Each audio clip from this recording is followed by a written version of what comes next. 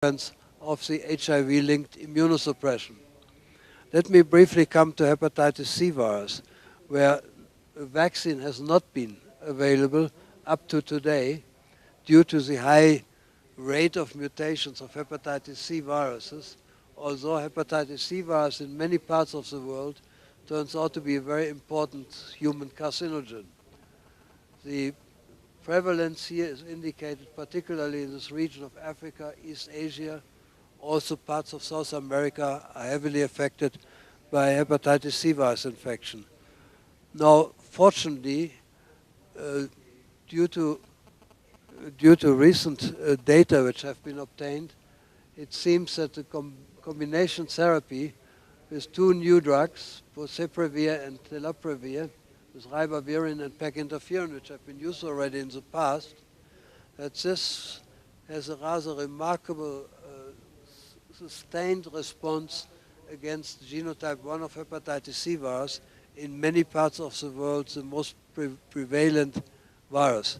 In fact, the level of the virus is reduced to non-detectable level in many of these instances, but since the therapy is not in use for a long period of time, we have to wait and see whether this really leads to a curing of this type of infection or whether eventually the infection reappears again. Very recent data seem to indicate that another drug also seems to be helpful against genotypes 2 and 3 of these viruses, so we have good hope that here something can be done in the future, which will be another mode of cancer prevention by interfering with a persistent infection which lead to cancer risk. Now, let me come to papillomaviruses, which of course was our major topic for a very long period of time. A little view into the history. The infectious nature of human warts was recorded after auto-inoculation by Ciuffo in Rome in Italy. I learned recently that it wasn't really an auto-inoculation because he inoculated his initials in the back of the palm of his gardener and saw that warts developed there. So an experiment which could not be reproduced, I'm sure, today.